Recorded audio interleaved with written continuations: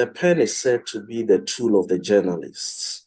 On this platform, we call it pens down because this is where we get journalists to drop their working tool and then they become the newsmakers rather than the reporters or presenters. I have been joined today by a senior colleague. She is a multiple award-winning journalist and currently the public affairs officer of the Ghana Journalists Association. She has a background in media and communication with emphasis on journalism, politics, elections, democracy, and citizens' engagement. She has several years of experience researching, studying, and working in the area of journalism and media, as well as elections-related advocacy projects. She sits as editor-in-chief of gbcghanaonline.com, saddled with harnessing support for Ghana Broadcasting Corporation's digitalization agenda. During Ghana's 2016 presidential election, she served as a media analyst, working with Women's Situation Room, a UNDP-funded project and a peace-building mechanism which supported Ghanaian women to make their voices count towards a peaceful and successful election. She also served on the GBC's Political Broadcast Committee, which had the mandate of ensuring equal time, space, and fair opportunity for all participating political parties. She is passionate about her work and has spearheaded a number of training opportunities for especially young journalists to sharpen their skills on reporting specific social issues such as child labor, migration, the local governance architecture, among others. This is all in a bid to ensure that there is constant reportage on such marginalized areas as they also have direct impacts on the larger population. Rebecca Ekpe has joined me today on PENSDOWN. Welcome and thanks for joining me. Thank you, Stephen. It's a pleasure to be on PENSDOWN. Right. Journalism, you are editor-in-chief of gbcghanaonline.com. I want to start from the digital angle. Has social media redefined journalism? Yes, it has. Your question was, has social media defined journalism? But Stephen, anytime I have the opportunity to talk about journalism, I want to pay homage. I want to pay homage, if you would indulge me, to pay homage to my predecessors, the people who set the pace for us to be where we are. So it's an opportunity for me to say thank you to the very many people. I'll keep their names for now. Okay. Who set the pace and made journalism what it is before we begin to walk in their very big shoes. We're trying to make it happen. So it is very important that we recognize that some people were there before, and we are grateful for them for all the support they gave and the paving the way for us to, also attempt to continue from where they left off. Right. So let's look at social media and journalism today. So your question was, has social media changed the game? The face of journalism, yes. Journalism. I would like to say it has. It has. It has a great deal. Social media has a great deal changed the face of journalism. If you are not within the social media space, obviously you are lost when it comes to news and information dissemination. As it stands now, within those of us who are handling news on a day-to-day basis, we recognize that we send out reporters, we send out people to scout for news. That used to be many, many years ago, where people actually go out and scout for news. But today, when you ask them to scout for news, they're on their cell phones.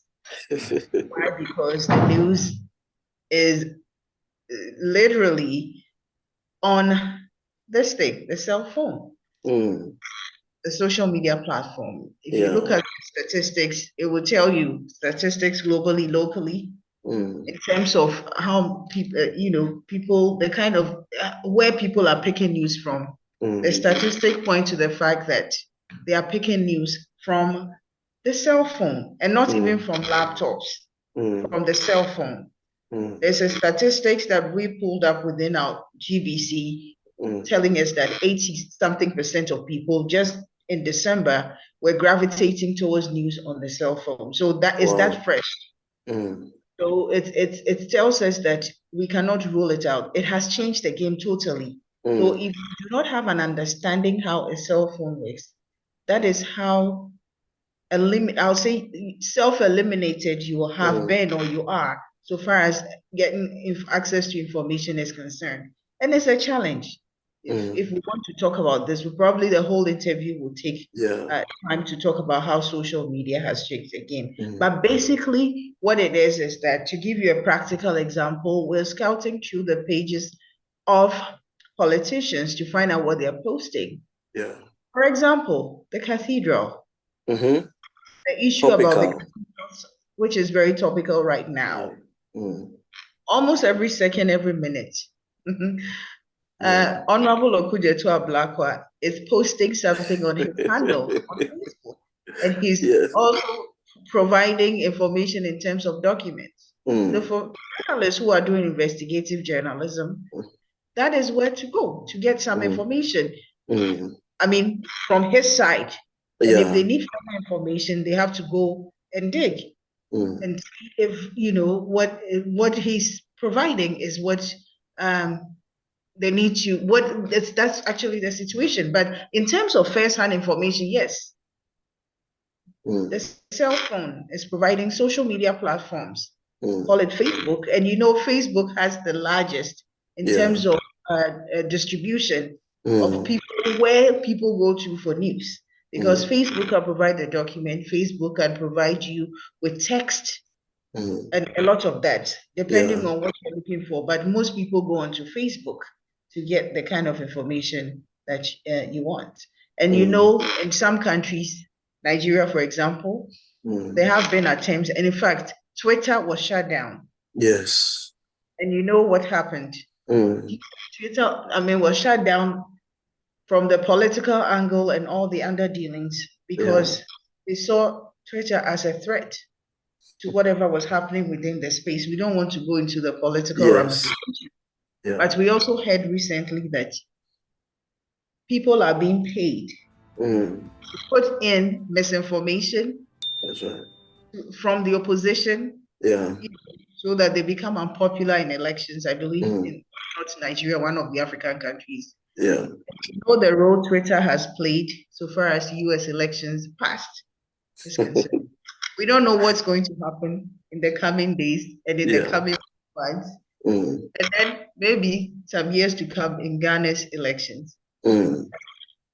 I'll put my last penny down to say that if you are not within the social media space, you are not part of what's happening in terms of news information. Social media has created richer bloggers in Africa than richer journalists. Did we journalists, act in denial that, like the others, maybe the high five and the rest, they were also going to go with time, which is why we did not harness the full potential to our economic advantage? Or what are the bloggers doing that we are not doing? It's very interesting, Stephen, because if you want to put it in context, social media, new media, call it technology in journalism, Africa is coming rather late on the line. When I did my journalism way back in the US, in terms of further studies, many years ago, I saw how media was used as a tool to reach out in terms of even televangelism and what have you. to reach out to people. We in Africa, let me say Ghana, we are now tagging along because of, the issues of the economy. And for poor countries, it's quite difficult. Yeah. And even access to internet, electricity, and all those things are questions, concerns, and which is why we have come late. If you want to understand why it has taken us so long, even as journalists, you realize that these are potentials that we can harness economically. So developmental issues, awareness, ability to understand how the issues are, geopolitically. Yeah. And I think that has put us behind. So, and as Africans, we live in denial.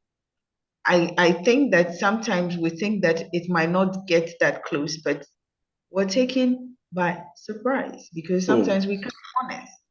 And I always say hypocrisy will kill us until we see the facts. Because sometimes we are hypocritical in analyzing issues, and that also has affected us, affected our work. Give or take, in journalism, we frame issues. We are part of what society reflects. In fact, we are the mirror of society. Yes. Whatever we put out there, how we put it, is what we drive the people along with us. We take them along with us. We are the agenda setters. So whatever the society, whatever is happening, it's also, rippling effect coming back to us differently, which is why I think as journalists, we have a lot more work to do than we think. We have a lot more work to do than we think. But the bloggers, if I want to touch on that, they're making a lot more money in Ghana than journalists are. Because I know practically, and I've heard people say that we try to put the bloggers together and try to employ them. We ask them to fill applications. They go right back and then they turn down those applications. They go back to where they want to be because from every place they go, they make money. And they see it as more lucrative than you tying them down to one place where you work 9 to 5. Because within that 9 to 5, he may have that general blogger may have gone to multiple places, and he or she is working as an individual. Even if he or she is working for somebody, he's working as an individual, so it's more lucrative. You have more time at your hand to be able to do a lot more work and make more money. So blogging too has become lucrative. So they would not want to be in, put them together and lump them together and say, okay, you are working for GBC, okay, you are working for TV3, or okay, you are working for multimedia. No. So you are very right. We sort of didn't realize that it was going to be this lucrative for the blog, given all the risks. All the risks. One senior colleague I hosted from Nigeria, he lectures at the Institute of Journalism in Nigeria, Mr. Lekon Tufodoin. He said that journalism has ethics. Bloggers operate in a free way. So for journalists, we have injunctions we have to observe in the line of duty. A blogger navigates in unmapped waters because there are no editors or whatever on social media. So for them, anything that will attract the eyeballs, the comments, the viral load, whatever it is, they go for it. You think he has a point? He does have. I mean, you see, he has a point. The bloggers are, it's more of business journalism. There's something driving them, because with this whole social media thing, it's about the eyeballs. Yes. It's about how many followers you have, how many people. It's about reach, and reach then translates into money because I'm able to reach, 1K, 2K, whatever. So then you get more advertisers, you get more eyeballs. And so, yes, very, very right. So they're going all out. They're doing exactly that. Which is why, if you want to ask me, the Ghana Journalists Association has, one of the things that the new president, Albert Jumbo, has in mind is to be able to sort of streamline the work of bloggers, because whether we like it or not, they are with us. They're with us. So if something is happening and you think that you don't care, your neighbor's house is burning and you don't care, it might be your house next time. That's right. So in a way, we try to involve them in things that we do, to be able to understand them and to be able to streamline their work in a way. Because if it happens within the Ghanaian society, it's going to affect everybody. Yes. If they throw in a bomb that, in terms of words, blows up, it's going to blow everybody's head off. Which is why we think that we must bring them closer to us.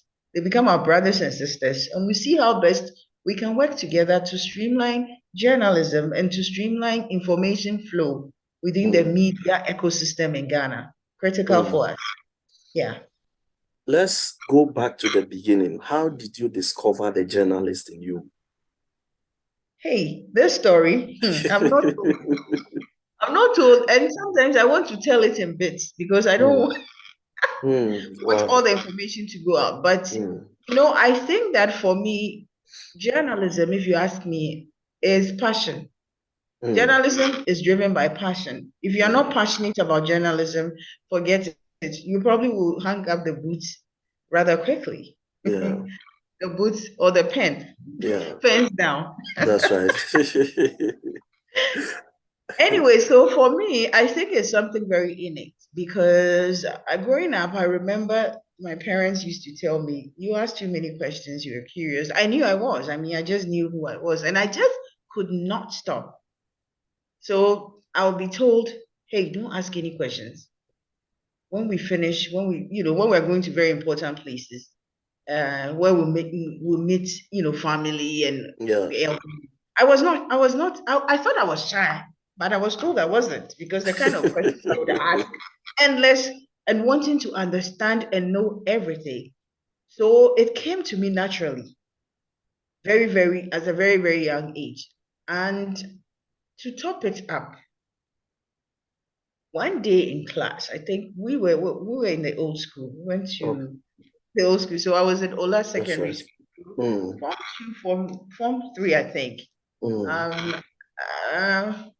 We had a class called it's a guidance and counseling class, and I went to a Catholic school, and so guidance and counseling back in the day, we had Reverend Sisters or Catholic, Reverend Fathers take us through, because it was a Catholic institution and it was a boarding house. And so we're in class, and then we had a Reverend Father come up, guidance and counseling class, and he said, look, today every one of you would talk about what he or she was going to do in the future.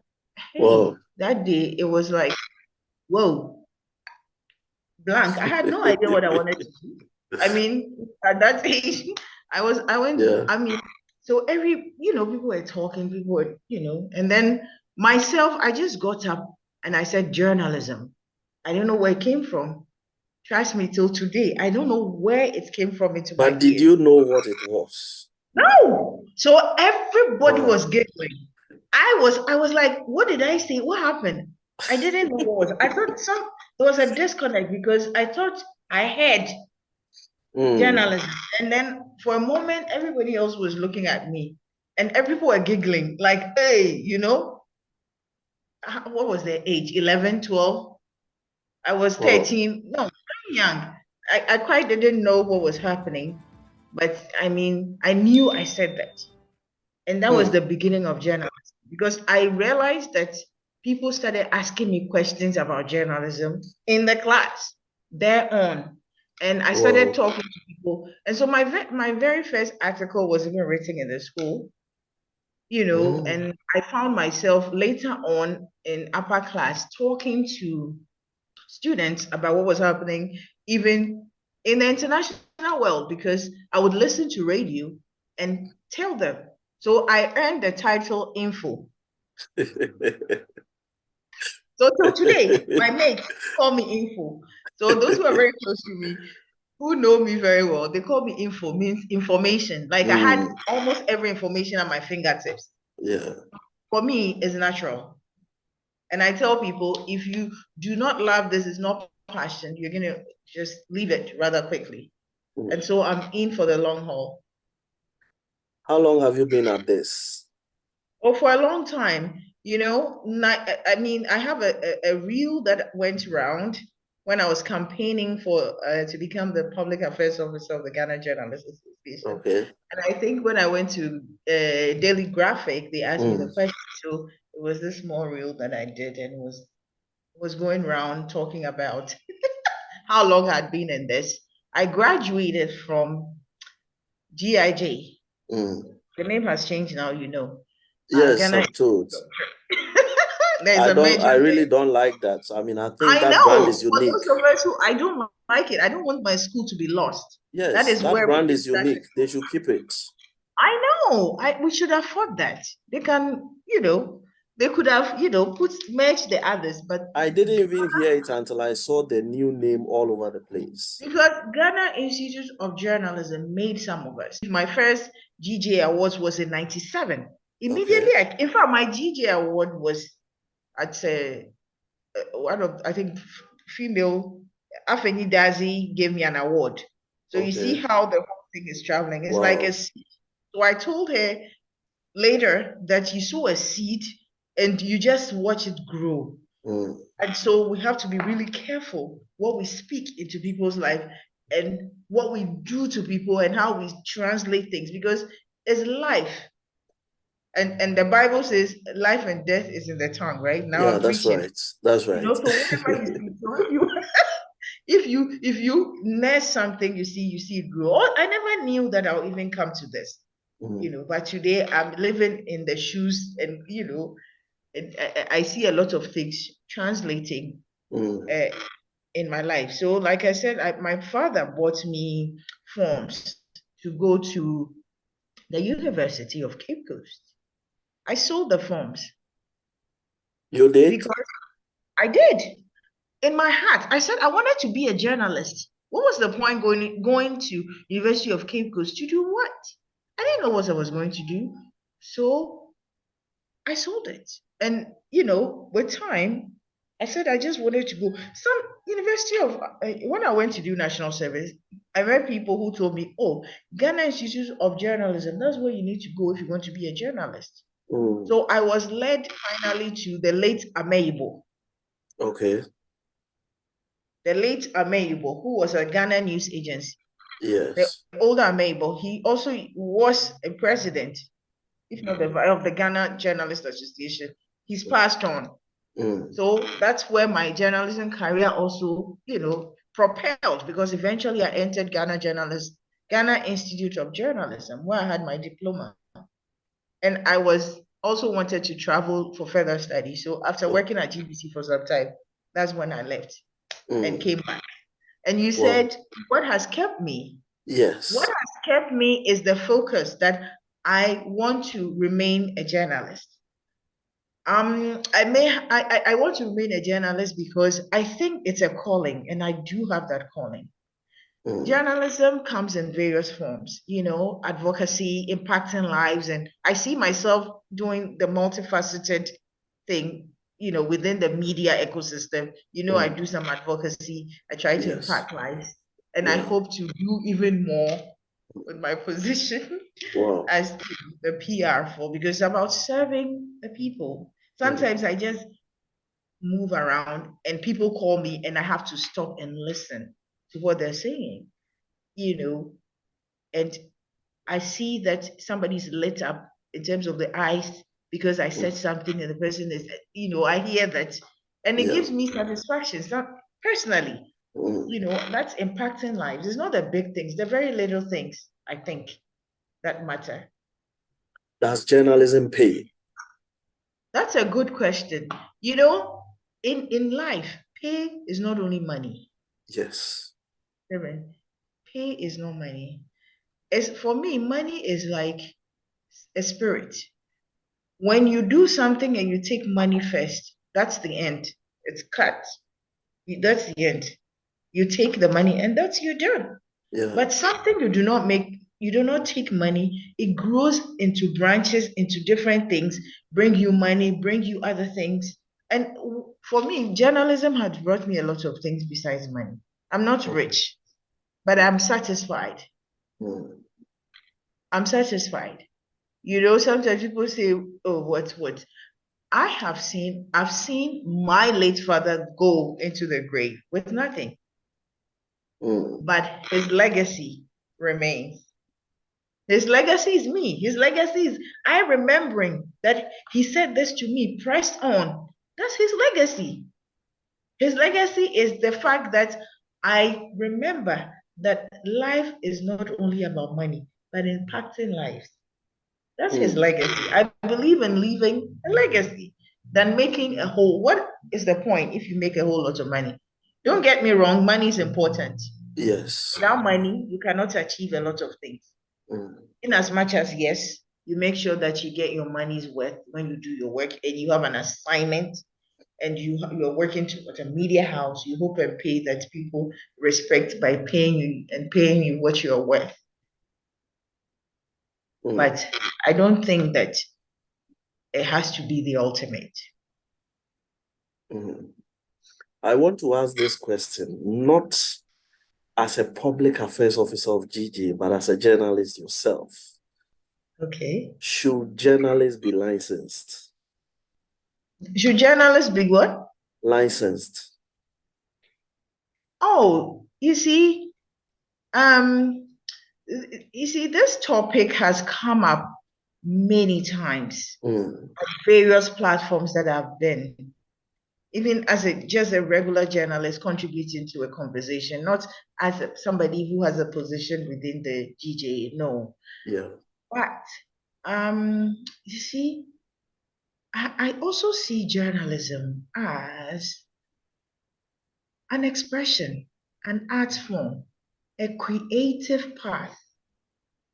It is difficult to legislate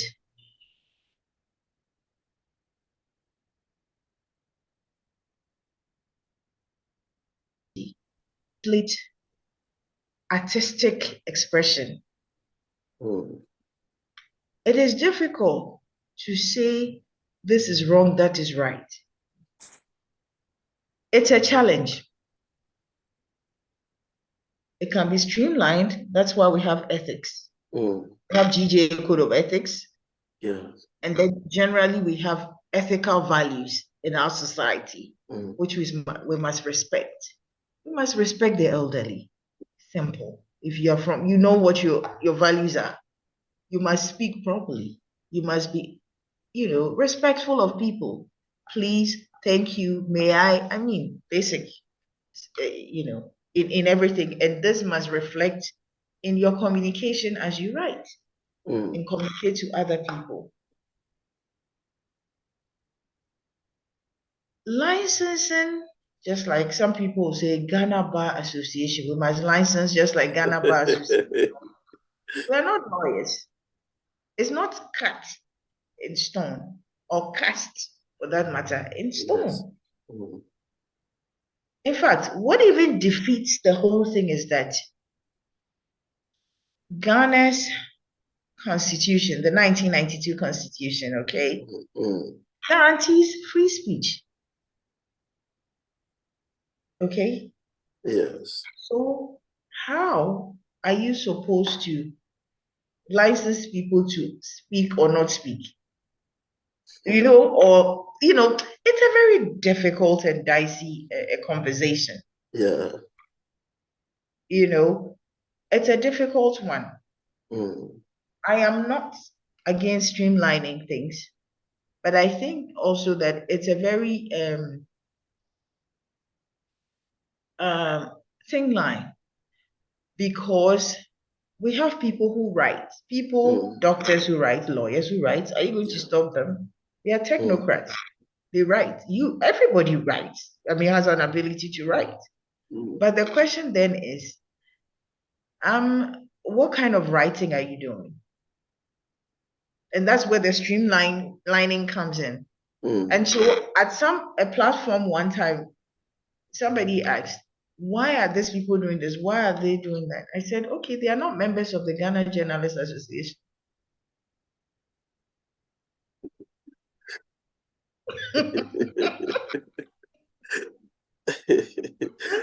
You made mention of ethics. A professional worthy sort is expected to observe ethical injunctions in the line of duty. But the observation of ethics is more discretionary than compulsory. It is left to the person to decide whether he will go by them or not. There have been a number of times, even colleagues, seniors, have been engaged in things which are seen unethical. No big hammers were used on them because the thing about ethics is more or less a moral thing.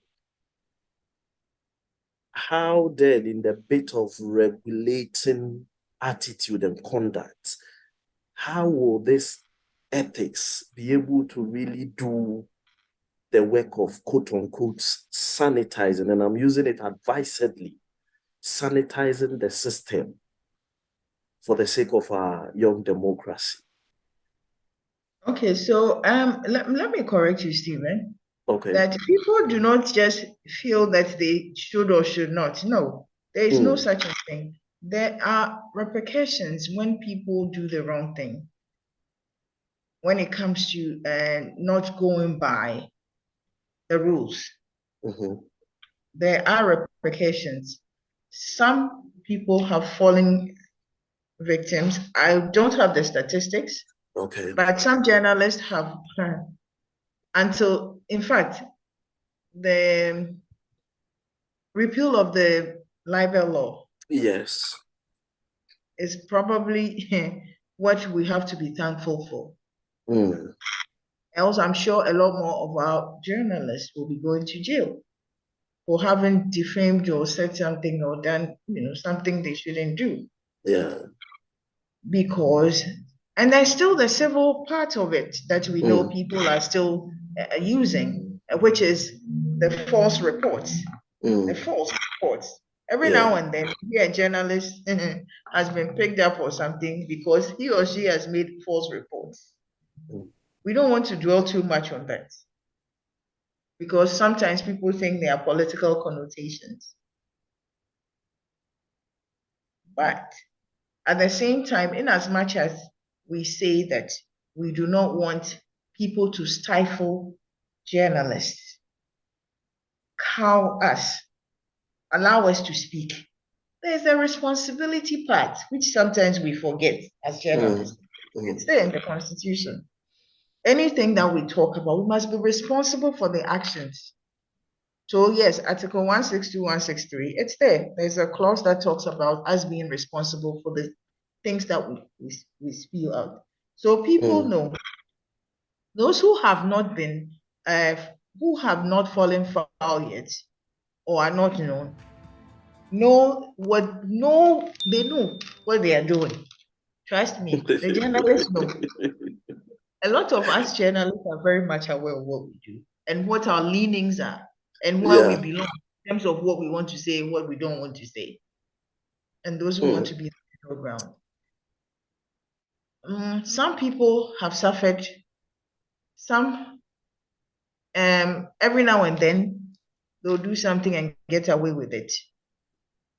But one thing that I think is also a difficulty is that the oversight, constitutional oversight for journalism or media body in Ghana, which is the National Media Commission within our constitution. In the past, people used to say, yeah, NMC, they only bark, they don't bite.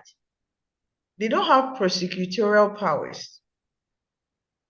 NMC, National Media Commission, is supposed to have oversight, does not have prosecutorial powers. So one of the things that have been said is when the Constitution is amended, we want to make sure we see that NMC, the National Media Commission, is empowered to prosecute or to refer to prosecute journalists in a way. When I say prosecute, not necessarily take them to jail, but be punished in a way for not adhering to ethical journalism.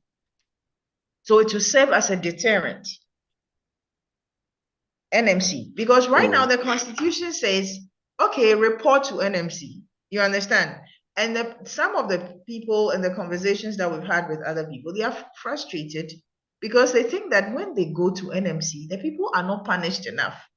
So they go back and do the exact same thing. So they will take them on and go and pick them up from their newsrooms and deal with them. You know what I mean? But that is again a violation of the law because it's a human right violation.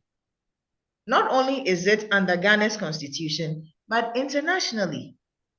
Because Ghana is signed on to so many, pacts internationally. You cannot just go and pick somebody and say you've done this. No, you have to use rule of law.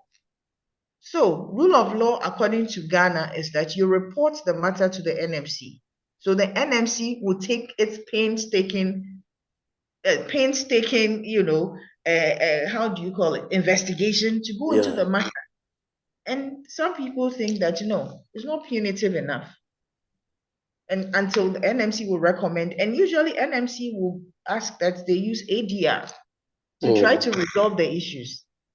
And I know Media Foundation for West Africa has complained that a few times that they put together some cases to follow them at the courts. Not in this case, not the journalist doing something against, but the other way, attacking a journalist. The journalists have gone behind to seek for ADR. You know what that means? So the case is closed. The case is closed.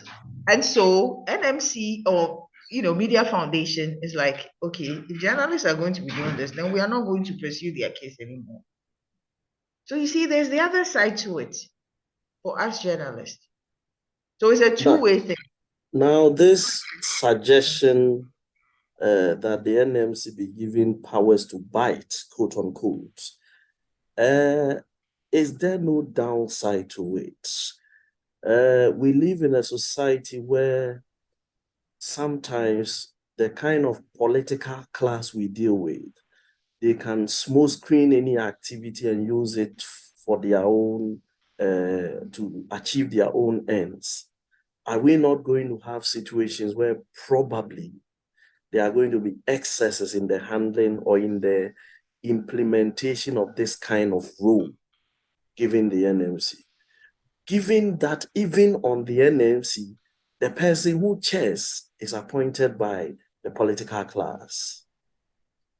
Okay, so Stephen, you see, it's a very dicey situation as the Constitution is right now, which is why a lot of the times the people in charge are hesitant. They are hesitating to attempt to review anything under the Constitution. We know what the implications are. If you ask people to start, then is it that we are reversing to the old days? Of the libel law? Are we going back? Because let me tell you, this issue of trying to bring NMC to bite, there's been so many attempts. The last one was, I believe, during the previous Chief Justice, the female Chief Justice, if you can remind me of her name. Justice Sophia Kufu.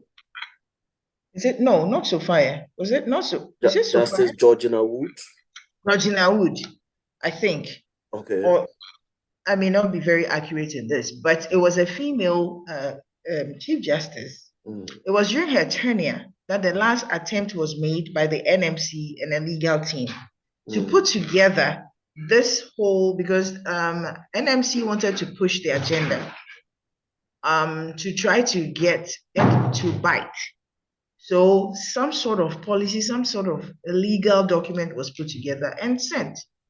And the then Attorney General said, no, it's like going back to Chinese days or something. Like, I mean, it was described as something that was too notorious, or I mean, it was not pleasant for a practically ruled country, and asked the team to go back to the drawing board and come back with something more meaningful. So till then, till now, I'm not sure if anything has gone to the drawing board. See, that was how it was viewed, even from that point. But then I think Chief Justice, because it went, I think, to the Supreme Court to try to get some, some sense of what the NMC's role will be within the media space in terms of instilling some more discipline within the media ecosystem. But till then, we are still where we are. There is a lot of attrition in journalism. In 3 years, you will be 3 decades in this craft. And through this period, I am sure you have watched as colleagues and even juniors have found themselves in other aspects or other areas of the economy, some of them into public or corporate communications. Some are also gone to entirely different things unconnected to communication. From where you sit, what do you think accounts for the attrition rate, the high attrition rate in journalism in Ghana today? So an attrition rate simply is remuneration. Remuneration. That's the number one thing. A lot of journalists are not paid well within the media space. I mean, we hear that every day. We get calls every day. Some are even not paid at all. Oh, I mean, and we know that this whole thing has gone all the way into our rankings in terms of the Reporters Without Borders ranking. Yes. That Ghana has dropped. There was this report about our economic environment, which means it has something to do with survival of the media houses economically. So that issue came up and people were like, oh, Ghana dropped, attacks. Yeah, attacks fine. But then the economic viability was one of the, I think, the things that got us dropping, whooping down to 30 points. Wow. So the viability, Ghana has a lot of media houses, newspapers, radio stations, television stations. Personally, I don't think it's a good thing. I don't think it's a good thing. The question then is, does the numbers mean quality? Does it mean the quantity? Does it mean quality? The fact that there should be a lot of media houses, does it mean that we are providing the kind of information that needs to be disseminated? And does it make us democratic enough? Quantity does not represent quality, I'm afraid to say. And so there's a problem. In other jurisdictions, I have said and seen that media houses are given licenses based on the ideology they want to carry out. In Ghana, what kind of ideology are the media houses representing besides politics? And I'm afraid to say that there is a research that's pointing out to the fact that the media ownership is going into the very wrong hands.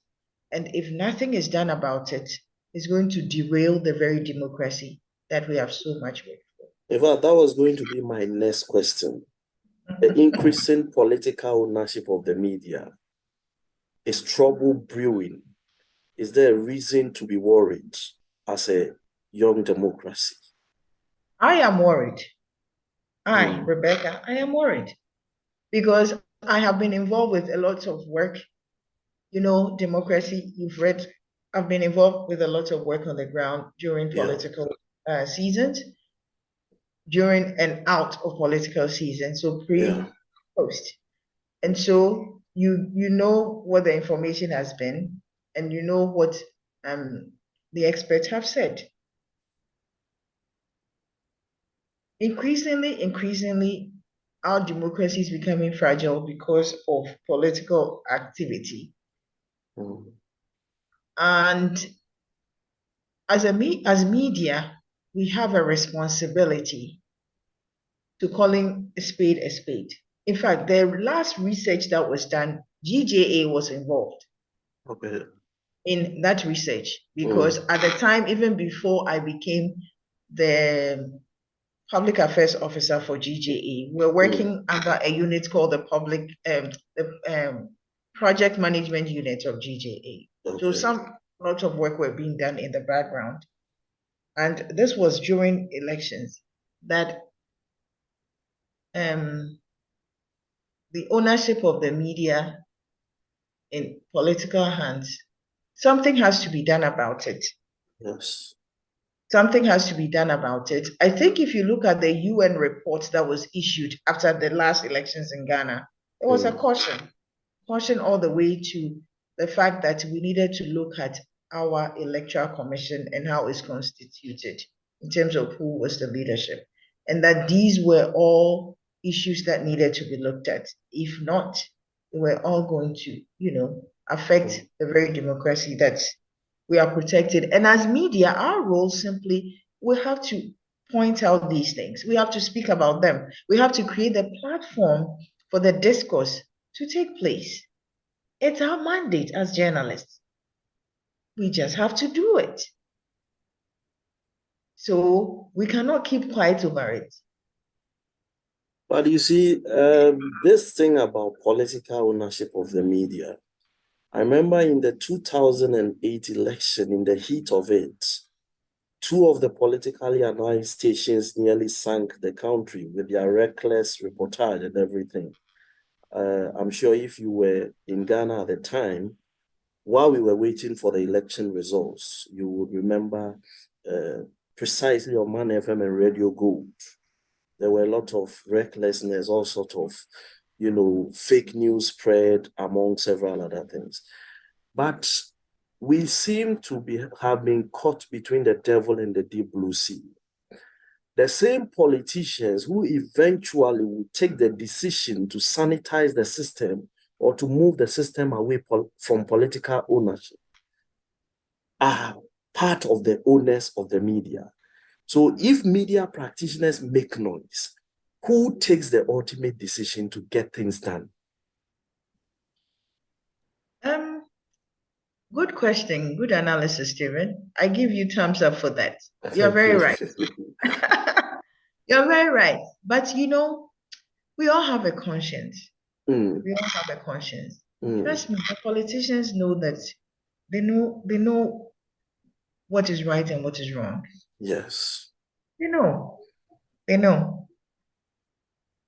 What we have to do continuously as media is to create the platform, that neutral platform, no matter how we'll try as much as possible to continue to talk about the issues. The day we mute our voices, that's the end of us. Ghana does not exist. Yeah. And that's why I think that we still must have journalists, no matter attrition and all of that. It must be people. People must still remain. Somebody's just got to do it. Even somebody's got to do it. We cannot keep quiet. We have to keep talking about it. We have to create the platforms. And also, there's a research that GJ was involved, which talked about the fact that as a way of overcoming some of these challenges that we have, confronting our democracy, yeah, there is also a greater need for us to continue the discourse. So that's what you're doing. Congratulations to you, because what you're doing is great. thank you. Yes, yes. We have to continue the discourse. We have to keep talking about the issues.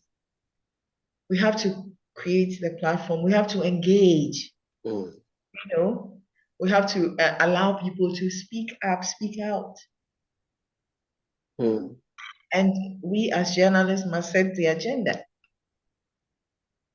So we cannot end it. We have to keep doing it until we get it right. Let me take you into the realms of controversy. What's your take on Solly? Oh, the issue of Solly is not controversial. Some say so. No, it's not controversial. You see, it's a simple thing. Mm. Simple. It then comes to the issue of poverty. Like I said, I have lived in the US before. I've worked with National Public Radio in Washington, D.C. Mm. I have seen how other journalists work, MSNBC, CNBC, and other places. I've seen how they work. And so I say that somebody like there's this man, I'm trying to remember his name, who I used for a practical work during my journalistic career. Journalistic, back in the States. I've forgotten his name right now, but he was involved in a lot of investigative work. Okay. There are journalists who fly planes, like airplanes, to assignment. So they are reporting a fire and they are in the airplane and they are reporting to their stations. You know the fire in Florida? Yeah. Fire. Yeah. They are reporting. So they are speaking to the producers, speaking to the live shows to come in. And they are reporting. So they are multitasking. They are journalists who are able to fly planes. So they are literally driving themselves. So as a journalist, everything is set for them. Yes. If they need to travel, they just go in and they are called. Fly. So there are people who tell them you are on your way to the next and so your hotel has been booked. You speak to everything is done. Yeah. So we call it what? Streamline. We call it what? Structure. You see? So that's what I always say. Once the structure is there, everybody falls in line. If there's no structure, because there's poverty, that's what happens. We talked about journalists that are not paid, right? So when they go on assignment, they'll have to wait to be paid transport before they have to get back to file their stories. Are you going to blame them? It's the responsibility of the media owners, Stephen. It's the media owners, not the journalists. You can't blame the journalists. But should a journalist approach it with a sense of entitlement? Entitlement? Yes, to the point of demanding it. I don't know about that. But what I'm saying is that the responsibility of catering, providing for the journalist is the responsibility of the media owners. If there is a situation where it's not been done, I'm sorry, would have to go to the media owners to make sure that they are doing what they need to be doing. They have a responsibility towards their staff, and they must do that. It's a human rights issue. And if they are not doing it, they are violating the rights of their workers. Let's talk about your golden memories.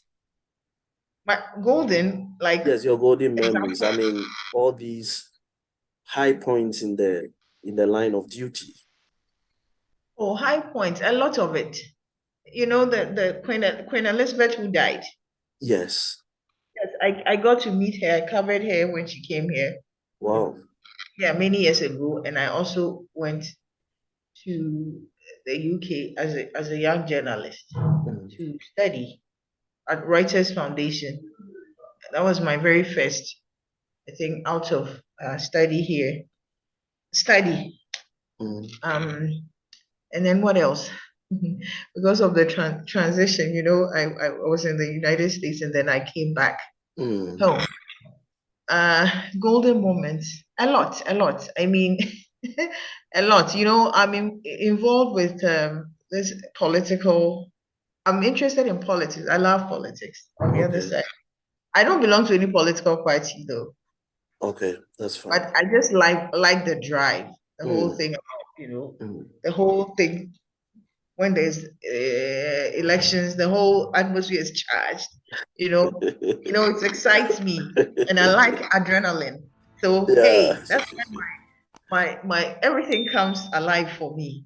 Yeah. And so I've been involved with a few presidential debates. Okay. So I've met a few of the presidential candidates and some work with IEA from GBC, work with IEA on those early debates, and then GBC itself handling a few debates. Those are quite, I think, historic moments that, for me, when I get to leave GBC, I think I will remember when be a takeaway for me. And also, I did a few touring around the country, shooting a documentary on education. If you go to not Facebook, this will be YouTube. We put a documentary entitled The Curriculum. It was a 2-year project sponsored by Star Ghana. I was coordinating. I was the presenter of the program. I was doing a lot of things. And that was the beginning of my handling advocacy and me doing impactful journalism, I think. Stephen, the experience surreal because I traveled around the country looking at what is happening in Cape Coast, the citadel of education, and yet the education was poor. And we're looking at basic education. Yeah. We're looking at disparities in basic education and the fact that nature and nurture affected people where you are brought up and where you live, your environment impact. And the fact that students in private versus public institutions were going to write the same examination at the end of the day at the BEC, and yet there was so much disparity. We went to places like Aklamakpetoy in the Volta region, which is near Nive, the border town of Ho somewhere.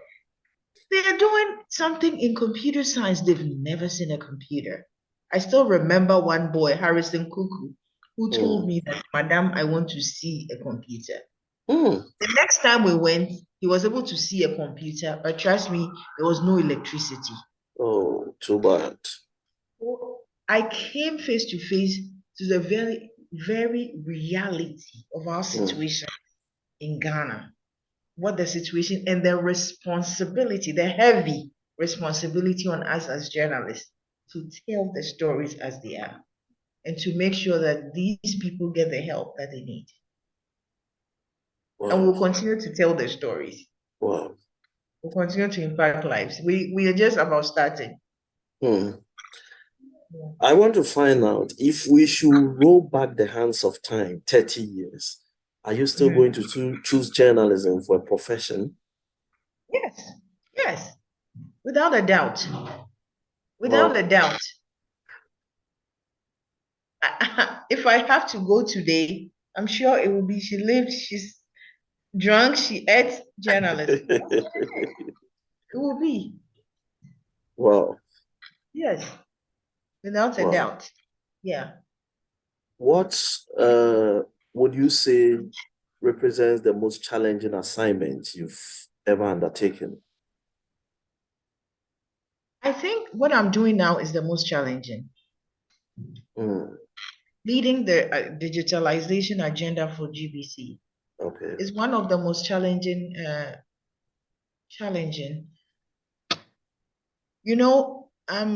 The whole idea about multimedia and new media is coming on to GBC rather late. Some have been in it quite, and we are at a place where we just have to do it. You understand? No choice. That is where the market is going. The revenue is, we just have to do it. So it's like, again, the devil in the deep blue sea. You have no choice. You go here, you're either going to the deep blue sea, you're going to. So that's where we are. So that's the difficulty amidst scarce resources. Amidst scarce resources. So you can get the picture. I don't want to talk much. So that's the difficulty. The difficulty is not having the ability. I don't have to have the ability to do it. I have to find people with the ability to do it as oversight. You don't have to be the best. If you are the best, then you must as well do the job. No, if you are having oversight, your responsibility is to find people to do the job. We don't lack that. What we lack, I just said that. Okay. You know, I get you. Yes. So that is the difficulty. So at this point in my life, I find myself multitasking, doing a lot of things, learning new things. Because you're handling a news portal. There's news coming in left, right, center, different things coming in, and you have multiplicity and duplicity of media platforms. And social media platforms, at GBC, we have 6 channels. In fact, 7. We have the Ghana Learning, the Lifestyle, Obonu, and all of these are having their social media platforms. So you understand how that's a lot on your hands. Exactly. There's help, but just to give you an idea, there's a lot of work that is on the ground to do. Your love for politics means that you interface with the political class a lot. Have you encountered bribery or an attempt at bribery in the line of duty? Never. That was a close-ended question.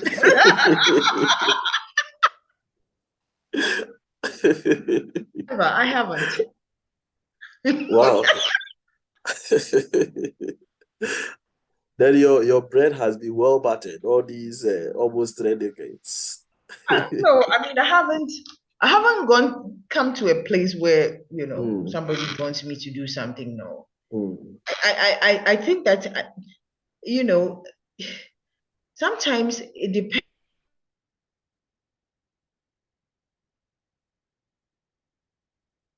on how you come across. So just make up your mind, or this, there's no way you're going to have another chance to come back and say anything. When I come to you, this is what I mean, and this is what I'm saying. Simple. Let me ask one GJ question, and then we can draw the curtain. Once you are the mouthpiece of the association, we can't finish this without picking a soundbite from you. 2023. What is in store for members of the GJ as far as the leadership is concerned? 2023. So a lot in terms of capacity building for the media. We do know that capacity building is something that we cannot put at the back burner. We do understand that a lot of the challenges that we have within the media, besides the issue of remuneration, we also know that journalists can build their capacity, their skills, if they have a lot more exposure. So they can do other things besides what they do mainstream of just journalism. So we believe that as journalists, we need to build their capacity. It's endless. It's not something that we can end in a day or two. So that building of capacity is one big thing that we have for the media. So a lot of journalists will have to just brace up, look up to the issue of that they would get the opportunity one way or another to have their capacity built. A lot of people have talked about the fact that they are not members. So I know that issue, the membership drive, is also on the agenda for this particular year. The membership drive, yes, and then the issue of capacity building, yes, is also on the agenda. Right. Thanks a lot for this. This has been exciting. I've enjoyed this one. And would you advise anybody, let's say a relative, your own child or some mentee, to take to journalism if they approach you with a topic? Oh, why not? Why not? I mean, hey, I think that is exciting. And I have a lot of journalists that I've mentored that are all over, not only locally. I have somebody in China, I have somebody in Korea, I have people in London, I have somebody who is living for 28 Wow. I mean, I have journalists that I have mentored all over, and I don't see, I mean, if it's your interest, some people start and go into other things. That's fine. I mean, they still have the ability to write or be journalists in wherever they find themselves. You can be you can be a nurse and be a journalist. So Yes. you write on issues because you can even be a better educator. Yeah, that's a specialist journalist. Specialist, yes. So it's a big thing. It's a big thing. You see, communication is difficult. A lot of people cannot communicate. So if you have been blessed and you have the ability to do that, why not? Why not? You take it up and wherever you find yourself. And I think that will pay your bills. This has been pens down. Exciting one for that matter. Public Yeah, Affairs Officer of the Ghana Journalists Association, and also Editor-in-Chief, gbcghanaonline.com. She's the face of digitalization at the station, the nation's broadcaster in Ghana. She's driving the station towards ensuring that there is reach, there is interactability, there is also money. I'm sure that is one exactly. of it. She's also supposed to make money for the state nation's broadcaster. So her plate is full, but she's been able to make some time to be with us today. Rebecca Ekpe, thanks a lot for your time. Thank you. It's been a pleasure, Stephen, talking to you on Pens Down. Thank you very much. We'll be back next time with another edition. We'll have another colleague join us where we'll be talking their journalism journey. Thanks a lot and bye for now.